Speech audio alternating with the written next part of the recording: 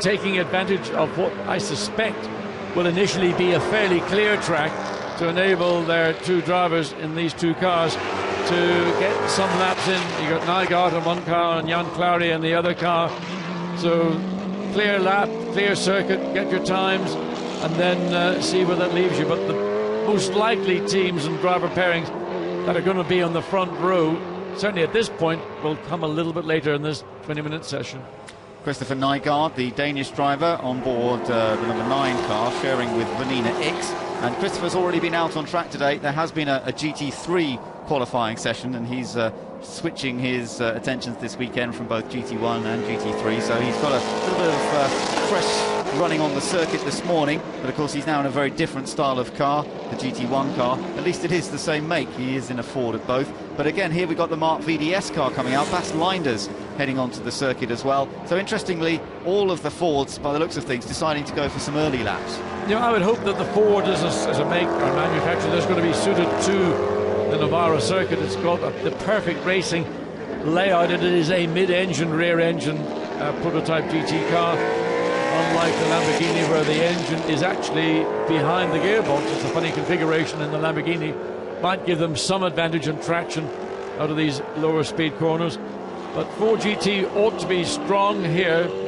Wasn't brilliant looking in practice. We had the best car was Bas Linders' car, was 4th quickest in the second free practice session yesterday. Whether that's a real guide to the potential of the Ford GT this weekend, we'll get a better indication shortly. So it's Jan Clary, it's the first of these two in the number 10 car who's going to try and set the initial pace. The Frenchman, very rapid in these cars and has been consistent, jumping around from different cars in GT1 over the last couple of seasons. Really was in an Aston last year, and now with the Belgian racing. That was pretty good through the first couple of corners. Got the apex, which certainly some of the GT3 guys were missing. Let's ride on board with him here. Comes through turn 4, down through 5, and then this long corner, this is 5 we're in now, and that then in turn flows. You're sort of turning all the way through 5, letting it run wide. It's almost like a double apex corner, then immediately back to turn 7, acceleration hard, then hard onto the brakes. Another of these hard braking zones into turn 8. Second quickest part of the circuit now comes up. Main straight, it's 800 meters in length, and that includes the curve at turn 1. This is probably near to 500. Again, down through the gearbox, hard on the brakes, tight second gear corner. Then once again, acceleration from turn 9 through the curve of 10, and then hard on the brakes, back down into turn 11. So that rumbling V8 sitting behind the driver, just giving him the punch out of the corners. Oh, big slide there, though. Caught it well. Did catch it well, but that was an element, that was an example that he's trying pretty hard here. A little bit of oversteer there. I know the Fords feel that they lack compared to some of the other cars in terms of torque, pulling them out of the corner again. So he's still... Well, he's fishtailing all the way up to turn 15. Tank slapping is the normal expression. So not a brilliant effort so far. Fun to watch. Oh, fun to watch, yes. So Jan Clary has done the quickest lap. Nygaard has gone across the line. So where is his time? Let's just take a look as he goes through there and see whether... Yeah, that was the big correction that he had to do. It was a 1:38.5 he's done, and compared to Nygaard on his opening lap, a 1:44.9. So there's Antoine Leclerc, who will take over from Jan Clary in the next part of qualifying, if they make it through, of course, with just the two that won't make it. There's the Bas Linders car now. He set a faster first sector time than anybody. Second sector, well, yes, that's pretty quick as well. It's what you'd expect, basically, with the experience Bas Linders has with this car, and the two Mark VDS Fords, more competitive than the Belgian racing Ford. Nevertheless, let's look and see what we get from Bas Linders, 1:37.911, and that's currently 0.2 of a second slower than the quickest qualifying lap we saw in GT3 this morning with Nicky Katzberg and the BMW Z4. Yeah, there's still plenty of time to go though in this session. We're still waiting to see some more cars coming out. Only the 4 cars have come out so far. They are all Fords. There's the number 41 of Bertrand Baguette into his first ever qualifying session in GT1. So obviously personal bests.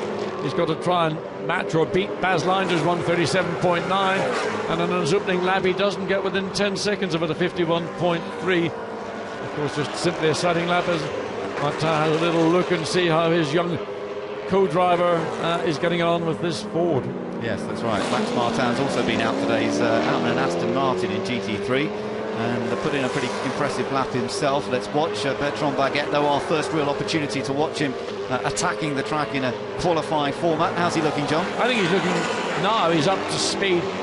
Just the way he's positioning the car, the balance of the car, whether it's quick or not, only the stopwatch will tell us, but just visualising it, it looks like Bertrand Baguette knows his way around a race car. Here we go, a bit more action now coming from the pits as Aston Martin and Lamborghini make their way down pit lane, and Thomas Enger is going to be next out on the circuit in the Aston Martin DBR9, the young driver car. Behind him it's Marcus Winkelhock in the number 38 Al Inkel Lamborghini, who has come onto the circuit. Here we go then, let's see what Bas Linders does on this next lap.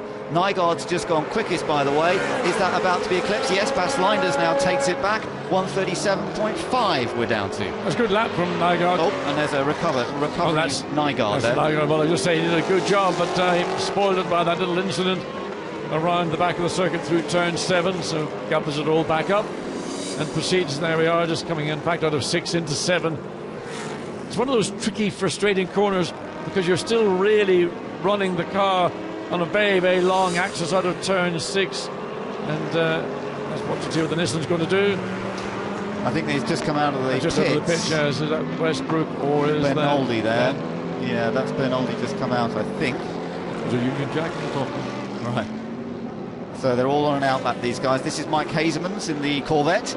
And there you've got some more cars coming out onto the circuit. There's the number 3 Hetz's Aston Martin, Clivio Piccioni, going to be qualifying in the first segment here as the clock ticks away in the top of the screen there. Still, you can see marbles already gathering at the side of the circuit, with little bits of rubber that gather offline. And there's Thomas Enger. Right, let's watch this, John. Let's see how Thomas gets on with the place. Well, there you can see he's giving it a bit of squirt coming out of the turn 4, start of 13 up to 14. So now he's got to get the focus, get the car positioned, get the traction and maintain the traction. Don't let the back end snap. That will affect your acceleration up this 800-metre straight, your top speed at the end of the straight, and will compromise. And there you can look at the amount of rubber on the track. I mean, that really is very noticeable, and that's only going to deteriorate as this session goes on and into the next of the 2 remaining qualifying segments. Neat and tidy into the first part of the lap in the 600 brake horsepower, 6-litre front-engine Aston Martin DBR9. Oh, he gets a little bit tweaky there, but that won't have lost him much time. Nice correction. But this is not really an Aston Martin circuit. They love the fast-flowing corners. That's why they were so quick at Silverstone. But, John, this does not have those fast-flowing corners. No, again, it's a circuit that will primarily suit the mid-engine layout of the Lamborghini. We know is very quick. It ought to help the Ford GTs.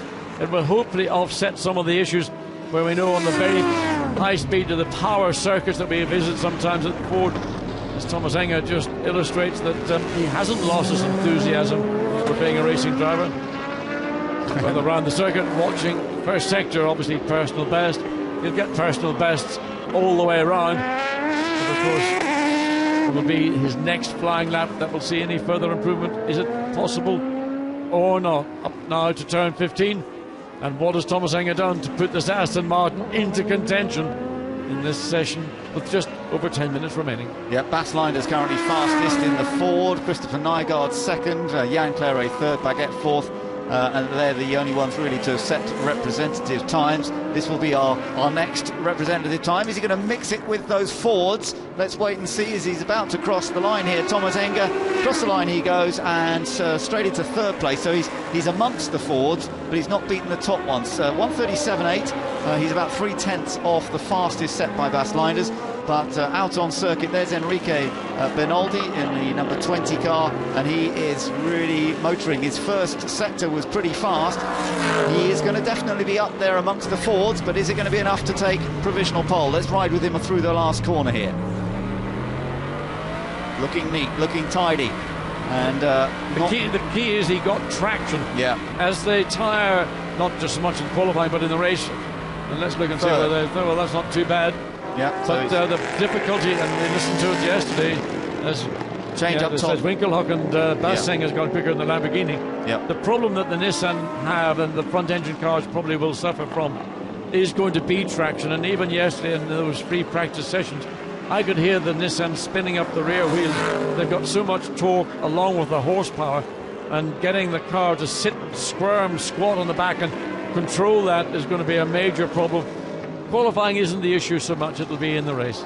Peter Dunbrek about to cross the line. Let's see where this puts the Scot in his JR Motorsports car, up to 4th. So that's a reasonable run. There's a car shared by Richard Westbrook, but this car going very quickly. Schweiger's gone quickest now. Yeah, but this is later on the lap, so we'll watch this one first and then we'll go back to Schweiger. So yeah, Schweiger, sorry, yeah, he's just gone the fastest of all, but this is a good lap coming up from Winkelhock. Let's see whether it's enough to eclipse his teammate. The two Allenco cars are certainly flying as we expected, and as he comes down across the line, Winkelhock, he gets it back, he does, and he gets first car into the 36s, 136.872. So although there were only personal bests for young Manfred Winkelhock, they were sufficiently good to take that provisional pole away from Dominik Schweiger, who had just simply set the lap seconds after Winkelhock had done his first provisional pole lap. He's Marcus, John, don't his dad. Marcus indeed. Marcus Manfred, dear old Manfred, God bless him. Yeah, great racer, of course, and sadly missed. But here's Mike Hazeman's, this Corvette.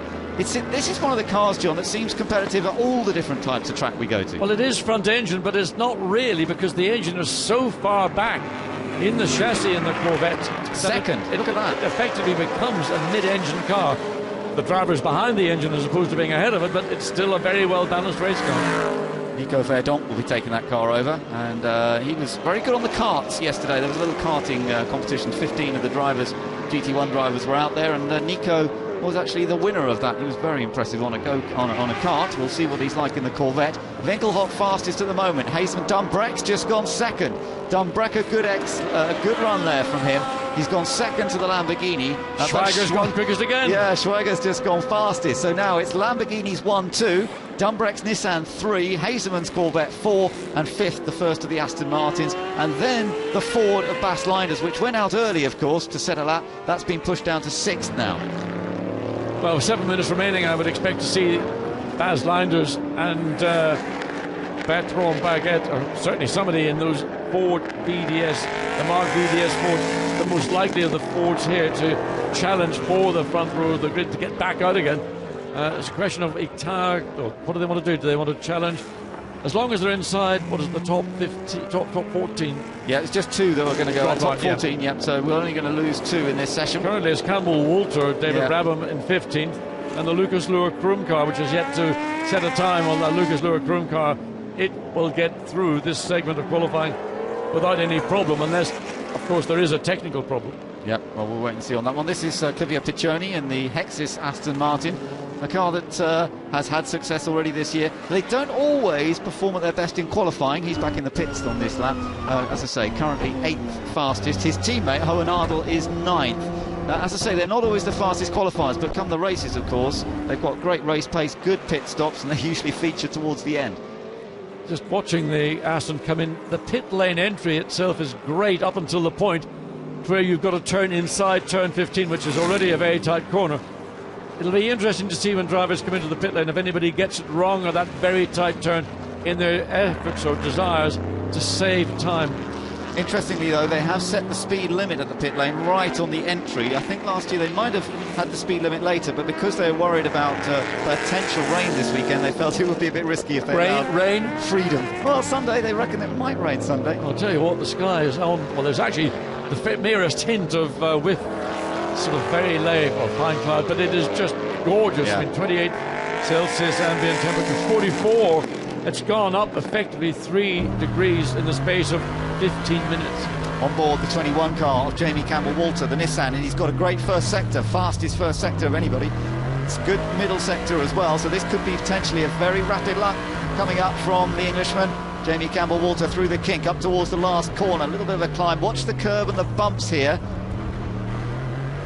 Nice and gradual onto the throttle. He didn't try and punch the throttle open too early. He's looking for good traction. Can he match the time of Dominik Schweiger, or is he going to put it up there? He's fifth, so a couple of places behind Dunbrek.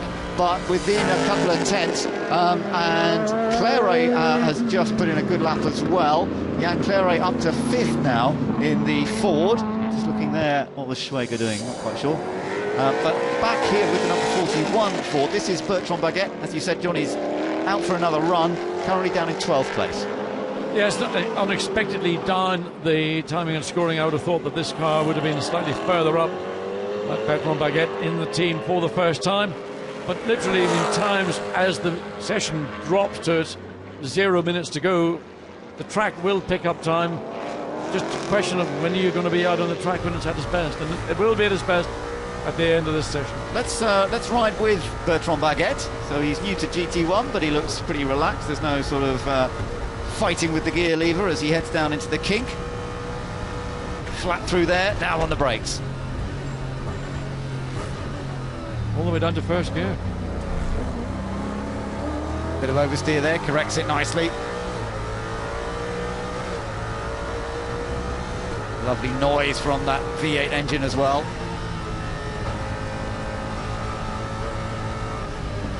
Now it gets fiddly. Some fantastic viewing up on the left there. You can see almost the whole circuit. On to the backstretch. How's he looking? Well, he's doing a lot of work behind the steering wheel. It doesn't look to me to be the ideally in terms of grip or balance. They haven't quite got it right. There's not that nice flow that really, when you see a driver really having to do so much less work behind the steering wheel. But it's the nature of the racetrack. You know, it's stop, go, and with a heavy car and a lot of horsepower and a limited amount of grip, what you're going to see is a lot of movement, a lot of action from the steering wheel. Ideally, you want to minimize that to get the best out of yourself and out of the car. Another first gear corner there. Yeah, there's 3 first gear corners on this circuit. I didn't think that, you know, a big torquey V8 would need to be going down to first gear. First gear even to come on to start, finish straight. Must be a very long first gear. With a rolling start, of course, you don't need a short first gear, so that allows you to space your ratios more equally and get the best out of it. Good improvement, though, up to 6. Yeah, Max Martin will be pleased with that. I mean, Bertrand Baguette, not experienced in this type of car at all, but there you are, showing that he's got some great ability. He was doing 220 miles an hour at Indy recently, but here he is doing slightly slower speeds in a GT1 and showing very well. Now, Dimitri Engelbert, how's he getting on? Good middle sector personal best in the middle sector. You can see from the green panel in the middle time, but he's all the way down in 14th. He's at risk of not making it through into the next stage of qualifying, and that doesn't improve his position. No, and you've got to think that Lucas Luhr and Darren Turner, who are 15th and 16th, are going to be on track. And with 1 minute 36 remaining, get out there and put that Corvette out of contention. Yep, here's Lucas now. Michael Krum watching closely. Nigel Stepney there as well, and the team. Obviously, he's got greens because they're personal best, but no purples. So this should put Lucas Luhr up there amongst the front runners. Top Nissan at the moment is Dumbreck in 3rd. Can he match or beat that? Let's just see. Cross the line, he goes 5th. So he's 5th, of course, carrying some ballast on this car, which will affect their performance compared to the Dumbreck Westbrook car. I think they'll be pretty happy with that. I think they've done. I think they've set out to do what they want to do, and that's get the car through this first qualifying session, get it into the second one, and then in the third one, Lucas Luhr, no doubt, will have a fresher set of tyres to put onto this car and try and put the Nissan on the front row of the grid. Darren Turner, who currently is 16th in the Aston Martin and only 38 seconds remaining, he's out on track. We haven't seen that car very much. Currently at 141.6, which is irrelevant because the next time is that's the Engelbert car, is on a 37.9. That's the car we've now got on screen, and not seeing any improvements in any of the first 2 sectors of the circuit. So it looks like this Corvette could be one of the 2 cars not going to make it through. It'll be Christopher Nygaard and the other Ford, I suspect, that won't get it done, and they remain 15th. And Michael Rossi there looking somewhat glum as he realises that it doesn't look as though he's going to get to play in Q2, because it doesn't look as though that car has made it. But Winkelhock and Basseng was also fast.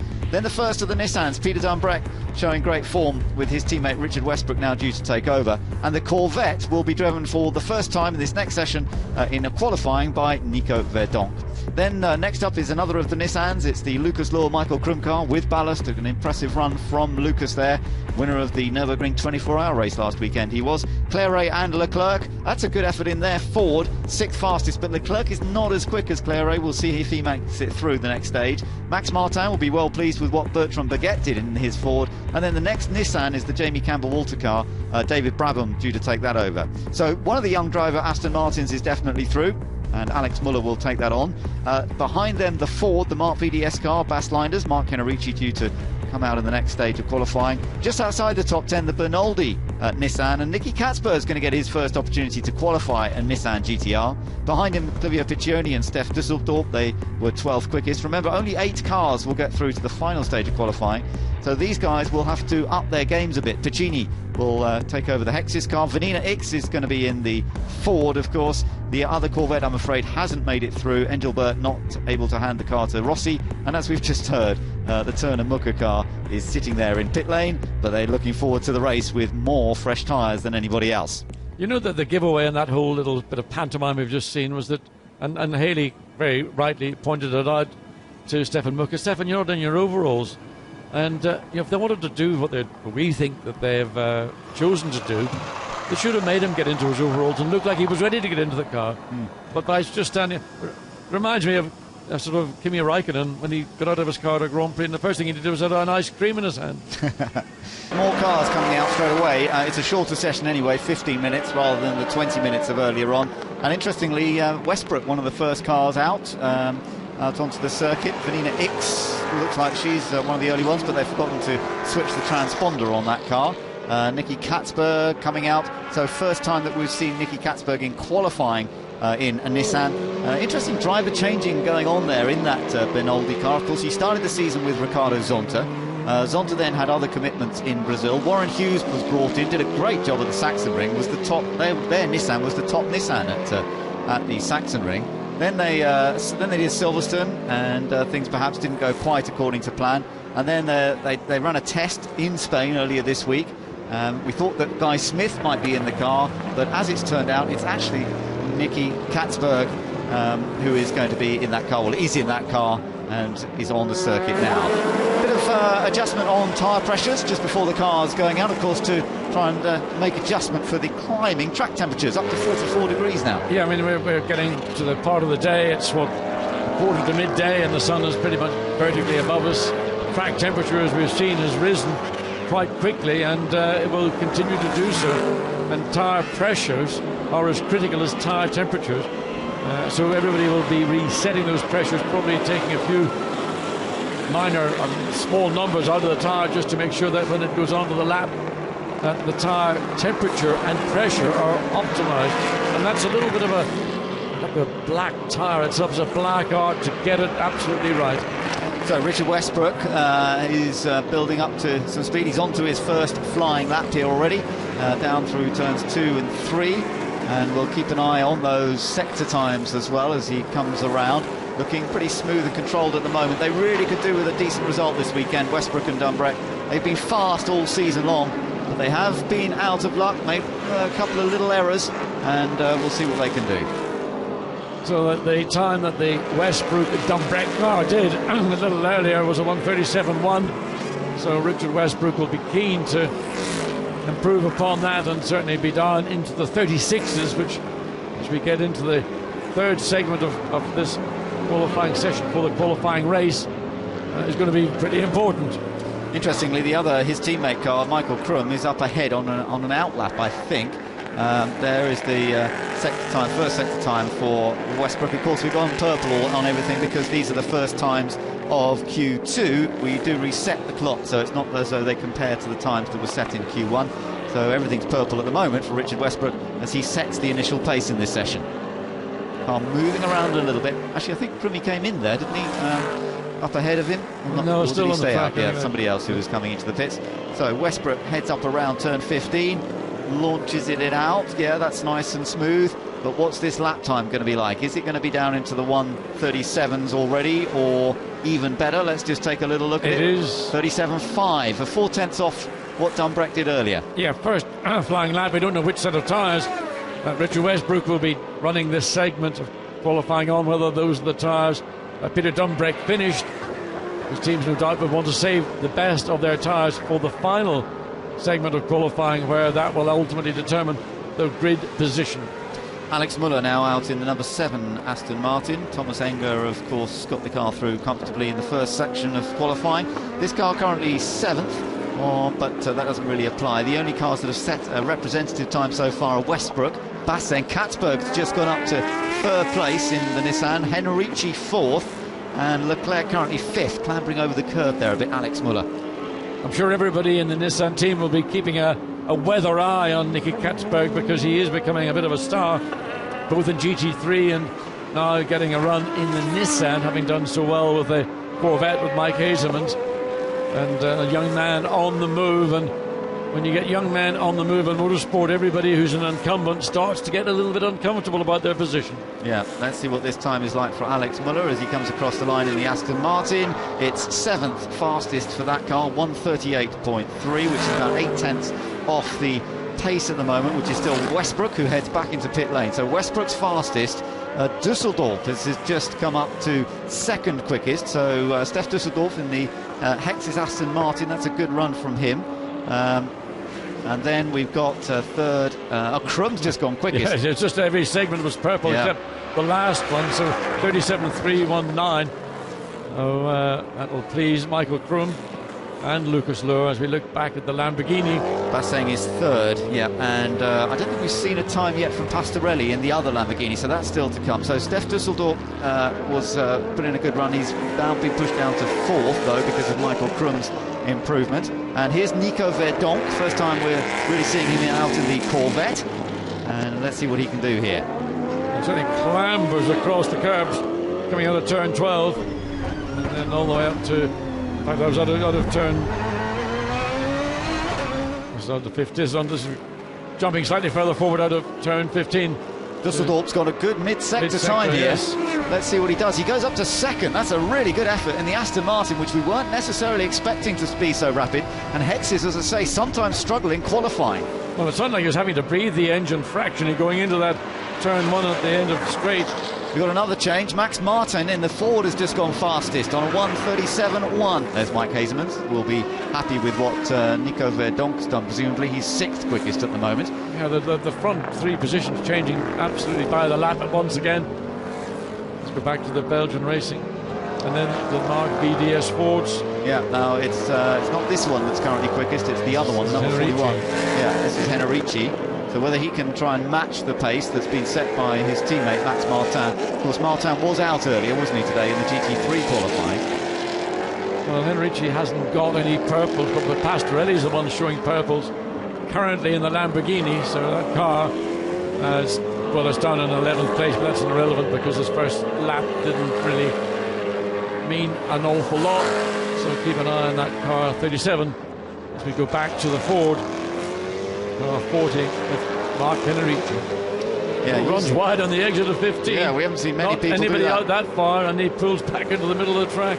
So Max Martin has the time to beat, 1:37.1. Here comes Mark Henrici, 8th fastest. So Henrici not as far up as he would like, because obviously only the top 8 are going to make it through. Means that Katzberg has been pushed down to 9th. Muller is currently 10th. And up front, let's see what Pastorelli, he lost a bunch of time in the middle section, right. Don't know why. Okay. Had purple in the first, then he's, certainly a 2nd down on the best in the middle sector. That may have been traffic, it may be in a driver mistake, but let's see how he concludes the lap. Currently in 12th place, but will move forward, certainly get into the top 6. Yeah, but it's not as quick as it might have been, as you say. Cross the line 12th, yeah, so... it was that middle sector that really hurt him, so now he's got to try and do another lap. Shouldn't have time to do that, though. 7 minutes remaining as around comes David Brabham, who's gone 2nd fastest in the Nissan. So we now have a Ford at the top in the shape of Max Martin. Nissan's running second and third with Brabham and Krum. Düsseldorf is fourth in the Aston Martin, fifth for Bassend in the Lamborghini, sixth Westbrook, seventh Verdonk, and eighth Henrici. I mean, trying to predict who's going to be quickest it's just like sticking a tail in a donkey, because it's good though, isn't it? Well, it's certainly exciting because it's unpredictable. That's what I enjoy about it. It's not something you could say, well, we know there's going to be a Nissan or a Ford or an Aston Martin. It's literally so unpredictable. And I mean, that 41 car, that was a really strong run, 137, 139. And Bertrand Maxime Martin, we know is quick, has going to get improved. It was just under 4 tenths quicker than Bertrand Baguette, who did the first qualifying segment for that 14. So now here is Richard Westbrook back out onto the circuit. Hey, he set an initial run which has got him sixth at the moment, but needs a bit more really, because to be top 8 he's got to be a bit safer. So he's come back out again and see what he can do. Really, you want to do just the one run if possible and look after your tyres, but I think he's been forced into doing another one. Just he's running close to Verdonk in the Corvette, and he pulls out of the way, gets out of the way to let Westbrook go through. So good use of the mirrors by Verdonk to let that Nissan on a flying lap, the Corvette, I suspect, on either on an out lap or an in lap. So Richard Westbrook not impeded by the Corvette. From Westbrook, wasn't there? The front end of the car did seem to be washing out a little bit. I think he's just struggling for grip. I mean, again, it's the balance of saving the tyres for the session that counts, but making sure you don't leave yourself exposed to being under threat to get into the top 8. We've just seen a new fastest time outright, and what a fastest time. Nicky Pastorelli has just set a time half a second faster than anyone else in the Al Inkel Lamborghini. Pastorelli's gone fastest, so suddenly the Lamborghinis, which we knew were fast, are showing that kind of pace as Westbrook continues around on a lap. He's been pushed down to 7th now, with Pastorelli having moved up to provisional fastest in this session. So Westbrook could really do with a final sector that moves him up, but I'm not sure it's going to be enough. 37.6 and 37 against the 37.5, so he's going to have to go again. And that car, 7th place, Verdonk is the car that's on the bubble in the Corvette. And behind he got Henrici, Katzberg currently not into the top 8 either. No, that's a surprise. Well, I suppose it's his first time in the Nissan in qualifying, and if Westbrook's only just in there, then I suppose it's not a bad thing, bad effort that Katzberg's not too far behind him, but they'll want all the Nissans in the top 8. Back on board with the Corvette here with Nico Verdonk, and that is currently on the bubble. It's 8th. Certainly looks committed. I mean, the body language of the Corvette coming through turns 5 and 6, you could see the energy going into the car. So once again, onto his back straight, 500 metres. So can Nico Verdonk? Where's the racetrack? It's all grey. It's quite hard to pick out your reference point. Yeah. He took a big lunge down into turn 9, well over the curve through 10, then hard on the brakes. Again, one of these low-speed corners, misses the apex, or from the camera angle on the car, appeared to do so. Then into turn 12, an identical corner to 11, run the curve on the exit. Then up to turn 13, another tight, very frustrating corner, one that you really, where's the quick corner? Yeah, it's an improving lap though. He's got green sectors. No, he will improve. He looks, the body language, as I say, did look like he was on a lap that was more than what we'd seen previously. Currently in 8th place, 137.5. I would expect to see an improvement on this lap. Yeah, let's see what it is. How many places will it move him up? Oh, 3rd. Wow, that's impressive. That's really good. Trust body language. Yeah, it was a great lap. So the winner of the kart race yesterday, delivering for Mike Hazelman's 3rd fastest. It's pushed Westbrook back to 8th, but Westbrook on a better, well no, he was on a better lap, but then his final sector wasn't so good. So Westbrook's in a bit of, might be in danger territory. Depends if anyone like Henrici or Katzberg or perhaps Piccini can improve.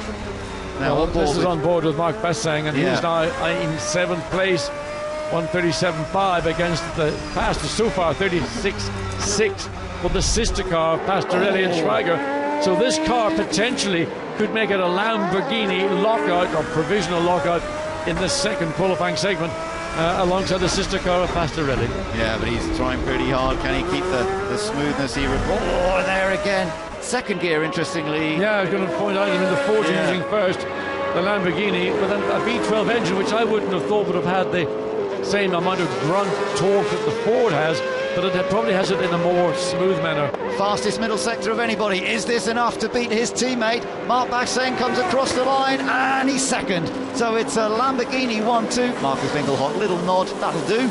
We're quite happy with that. That will get us through to the final part of qualifying, and then Marcus gets to take over again. Nicky Katzberg's dragged his Nissan up into the top 8. It is 8th place. That pushes Westbrook out then. It is. He's down in 10th. But he's just about to cross the line and stays 10th. So Westbrook... Disappointing for Richard. That is really surprising. Look at the face on Peter Dumbreck. Ooh, not dumbfounded, good. I would say. Absolutely. Dumbreck was very quick in the first qualifying, but for some reason Westbrook has not been able to match that, and that is a surprise. He was quick in the Ford here last year, so I don't quite know what's going on, but Westbrook doesn't look as though he's going to make it through. So this is Nicky Katzberg, currently on the bubble in 8th place, so going for another run. The curves are aggressive on the inside. You've just got to be very, very careful, very precise in where you place the car. Key is not to get on the throttle too aggressively and make the back end step out. He's doing all right here. Another improving lap. I think he will improve. I think he needs to find just about a 10th of a second to make sure that he can place Steph Dusseldorf in the Aston Martin, and then it's Michael Krum who's just ahead of him, so he could even put himself into play with the 6th place Nissan. So 8th place currently for Katzberg. What's the improvement to be? He's going to mix it with some of the top Nissan drivers across the line. He's 8th still, but he's only a fraction off Brabham and Krum. I think he should be very satisfied with that performance first time out on the Nissan. He's impressed us already this year in the Corvette, and he's done a good job again here in the Nissan. Pacini, no, on a good lap. Where does that put him? 4th. Pacini has gone 4th. Now that's just pushed Katzberg out of the top 8. So Andrea Pacini, the race winner with Christian Hohenadel at Sachsenring, and I tell you what, Hexes have really got their act together in qualifying this time, but it has put Dusseldorf into trouble because he's now 8th. I just wonder how many teams have rolled the dice and put their best set of tyres on for this second qualifying section rather than holding them back, because they don't get through. Then they've got them for the race, they've got the fresher tyre for the race, but they feel maybe that we can use those tyres more productively by grid position, and if we've got grid position, then we can control our position come the qualifying race later today. Good first sector here from Dusseldorf, but I'm not sure he's okay at the moment unless somebody behind is on a really rapid lap, and I don't think they are. He should still make it through into the next stage of qualifying anyway. Oh, he's moved up, he's up to 5th. So that was a good lap from Dusseldorf. It pushes Krum down to 8th now, but I don't see anyone behind at the moment that's going to push Krum out of it. Checker flag is out on the session. Number 41 car there of Max Martin has ended the session 2nd, so that was an improvement, wasn't it, from Martin just towards the end of the session. Very good run once again from him, from the Belgian. Yeah, splits the 2 Lamborghinis. Yeah, and that's big run from Max Martin to split the 2 Lamborghinis. So it's mid-engine cars ruling the roost, but the 2 Hexes Astons surprising us with their sheer pace here today, because normally they don't qualify quite as well, especially on a lap like this. Verdonk was good in the Corvette in 6th, but then the Nissans altogether with Brabham 7th, Krum 8th, but not making into the top 8, Katzberg and Westbrook. As you can see, very little difference in their times, but it's so competitive now to be in that top 8 in GT1 World Championship, and a couple of them missing out. The Ford of Leinders and Enrici didn't make it through either, nor did the young driver Aston Martin of Enger and Muller. Makes you think that young driver don't have the same setup on the car that Hexes do. And then the 2 Belgian racing Fords also not making it through, Vanina X and Antoine Leclerc. But we do have our top 8 ready for the final shootout, which will be just a 10-minute period to see who can actually take pole position for the qualifying race. Just looking at the 2 Nissans that didn't make it through, the Dumbreck-Westbrook car, Dumbreck was the best part of 3.5 tenths quicker than Richard Westbrook, but Nicky Katzberg, the newcomer to the Nissan team, was the best part of 3 tenths of a second quicker than Enrique Benoldi. So it's working it out, understanding the logic. Haven't done it so far. No, it's an odd nature of circuit is going to be greater than it would be on a more flowing high-speed circuit, where once you've got over a certain sort of speed, the weight hasn't any great penalty indeed. No, that's right, and they picked up ballast from both the qualifying race and the main race last time out at Silverstone, of course, Enger and Muller. So they are running the car heavier, absolutely right, and that will have hurt them.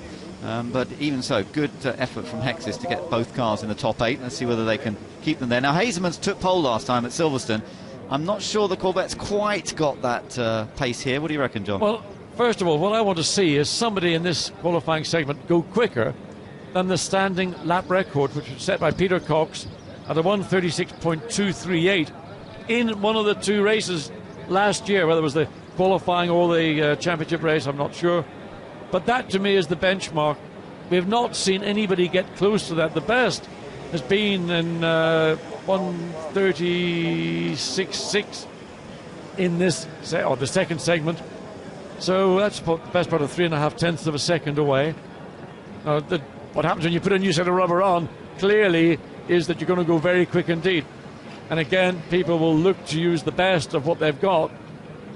And if they're going to use one set of tyres, well, that's all they will want to do. And I would imagine with 8 minutes remaining and nobody's so far out on track, most people are going to go for a single qualifying run and not try and double up, because all they can do is, at worst, to start the race in 8th place in the grid. Well, the clock is ticking away on this session, and no one's decided to come out onto the circuit as yet. So it looks like, as you say, they're all going to go for the one run and not use too many tyres. They're into that top 8, so then it's just a question of seeing what they can do from there. And in fact, I wonder. All quiet. Well, I wonder, will any, or how many, or how few of the 8 will actually decide to come out?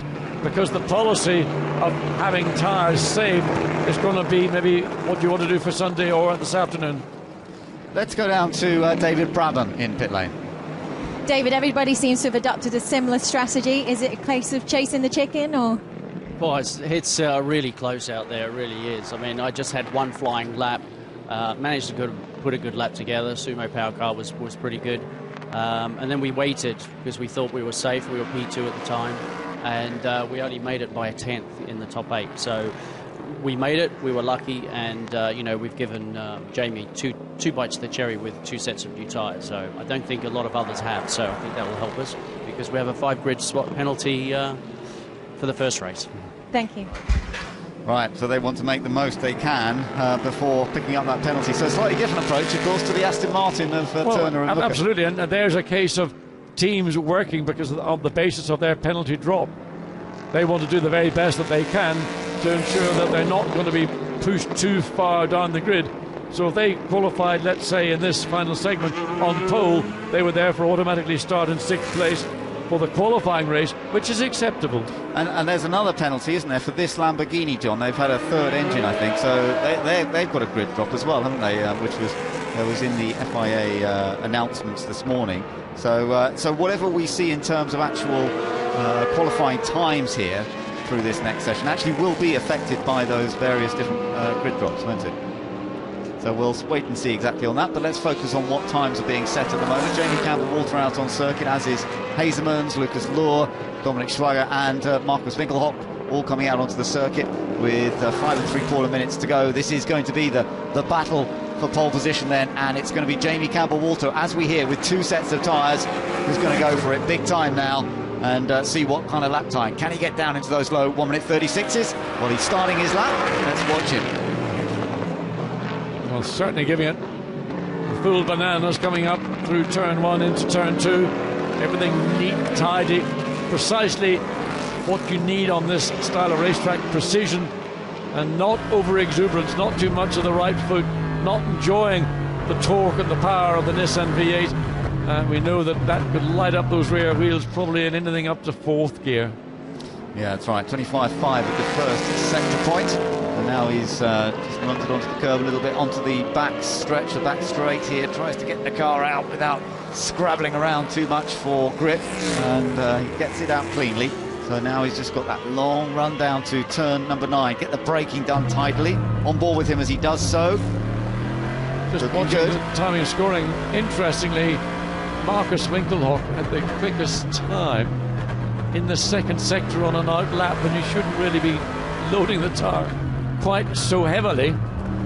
Nevertheless, yeah, interesting. Of course, the times have all been reset again for this 3rd qualifying, so all the early laps are coming up purple. That's, you're seeing all these purple laps at the bottom of the screen, but that's because it's the first flying lap we've seen in Q3. this one's for real. Yeah, this is a good lap coming up from Jamie Campbell-Walter. He's on the new tyre. Let's see what it's going to be. Is he going to be down into the 1 minute 36s? That's got to be his target, surely. Don't worry about the reference point at the moment. 1:37.5. Well, we'd expect to see times faster than that. He's got another lap to come. Here comes Michael Krum now. How does he compare? Lucas Luhr, sorry, in the car at the moment, and he goes fastest. So Lucas Luhr... That's by a thousandth of a second. A thousandth, that's absolutely right. A thousandth of a second faster than Jamie Campbell-Walter. So Lucas Luhr does take top spot. But what about the Lamborghinis now? Markus Winkelhock fastest in that middle sector. And the Lamborghini licks of flame from the rear. The exhaust, a little bit of oversteers. The back end of the car steps out of turn 12. Locks up into 13. He's trying ever so hard, is Markus Winkelhock now, isn't he? Desperate to try and get this car on that front row at least. And these guys wanting to score points. They've got that 3-point gap between themselves and Lucas Luhr and Michael Krum in the Nissan. They sit second in the championship, having led the series for a while, early part of the season. Across the line he goes. It is enough to go fastest, a 1:36.6. But is that enough to stay fastest? That's the question. Here comes their other car. Not so fast on this lap, I don't think. They go across, they're second, and Lucas Luhr's on a good lap. He's just set a good first sector. Let's see what Mike Hasemans is doing here with the Corvette. Can that challenge for a front row starting position? Winkelhock currently fastest. The Corvette goes third behind the two Lamborghinis. Interestingly, the only car that's broken into the 136s is that car of Markus Winkelhock. Everybody else, 37s. So I suspect what we're seeing from the majority of the 8 runners here at the moment is they're on used tyres. The only one that's going to use the new tyres that we've been told about is by David Brabham. That's Jamie Campbell-Walter to try and drag their Nissan up onto the front row of the grid. Lucas Luhr continuing round. Yep, he's just got a 1:37.3 on that lap. So he had a very good first sector, but his latter sectors weren't quite so quick. But he is second. He has split the two Lamborghinis, so it's now Lamborghini Nissan at the moment, and then Corvette fifth. Bertrand Baguette in the Ford is currently sixth. Christian Hohenadel and Clivio Piccioni are 7th and 8th in the two Hexis cars. There they are, in fact, in shot right now as you're looking at Hohenadel first of all. So he's on a 1:50.2. That was his out lap with 1.5 minutes of the session remaining. So the Aston will be able to clear this lap and go on to a final lap before checkered flag concludes this 10 minutes of qualifying 3. Schwager could improve on this lap. He's just set up the fastest mid-sector time here, so this could be even quicker from Schwager and Pastorelli. They do have a grid penalty to deal with, but they can still set the fastest time. Across the line he goes, and it's the fastest time by just over 1/10 of a second for the number 37 Alain Coulthard. And the fastest lap so far this weekend. Jamie Campbell-Walter had a very good first sector, but lost out on the mid-sector. So Winkelhock now has moved back up into second, still second. Hasemans has moved up to third. Right, that's where the change has come. Hasemans has just improved up to third place. It's now Schwager fastest, Winkelhock second, Hasemans third, Lucas Luhr fourth, Jamie Campbell-Walter in the pits in fifth, Clivio Piccioni sixth, Hohenadel seventh, and Bertrand Baguette's been squeezed back to eighth. That'll be disappointing for Jamie and for David Brabham that they were only able to get the best out of the car with a fifth position. Another set of tyres to come though, or not? No, because the session's almost over. Let's see what he can do for the Ford, currently in 8th place, and a 1:38.079. That will no doubt improve in terms of time. Where will it see that car? Well, it goes up to 6th on a 37.6. Yeah, that's good. I mean, he's new to GT1, and he is the fastest Ford on the grid, so that's an impressive performance. Max Martin, his teammate, of course, did very well in Q2, and Bertrand Baguette has backed it up. Let's see what the Winkelhock car is doing here. Checker flag, bringing this session to its conclusion. Is this enough? I don't think it is, but let's just check it across the line. It could only be one of the other, yes. It is. It's pole position for Markus Winkelhock and Marc Basseng. They've beaten their teammates. And they've beaten them by, the best part of 2 or 1/100th of a second. It's so close between the two Lamborghinis, but those greens, and let's watch and see what happens with the Hexus Aston Martin. Hohenadel here, he's on a pretty good lap. Let's see if this moves him up. He's 8th at the moment, definitely potential to move up from there. How far? I don't think he's going to challenge for pole. He will, he moves 7th place. So he beats his teammate, Clivio Piccioni, in the other car. So it looks like teams are very, very close. Lamborghini close, the two Lexus Aston Martins close.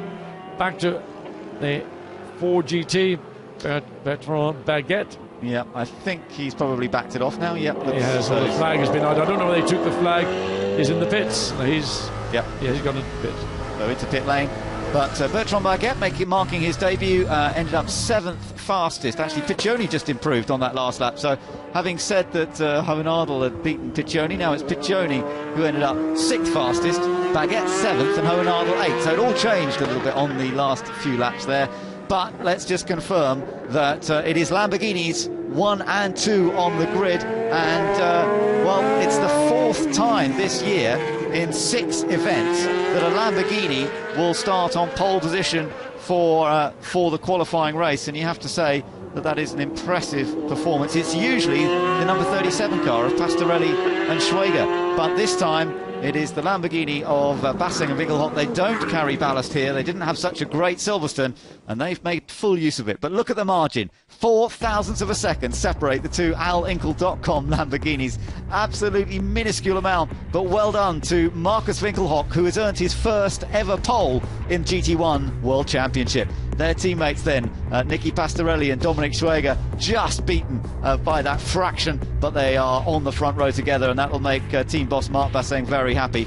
What a good effort from Mike Hazemans. Once again, he got pole at Silverstone, and he's come back here and he's got 3rd on the grid with that Corvette. It seems to be very competitive at all the tracks. Top Nissan, though, is the championship leading car of Lucas Luhr and Michael Krum. So they lead the points by 3, remember, over the car that's on pole position, and they're close to them on the grid. Campbell Walter and David Brabham ended up 5th fastest, so they'll start on the inside of row 3. 6th fastest, the Lexus Aston Martin of Clivio Piccioni, and next up, the newcomer, Bertrand Baguette, in the Mark VDS Ford GT. He and Max Martin look to be a strong pairing. And then 8th on the grid, on the outside of the 4th row, the second of the Lexus Aston Martins of Christian Hohenadel and Andrea Piccini.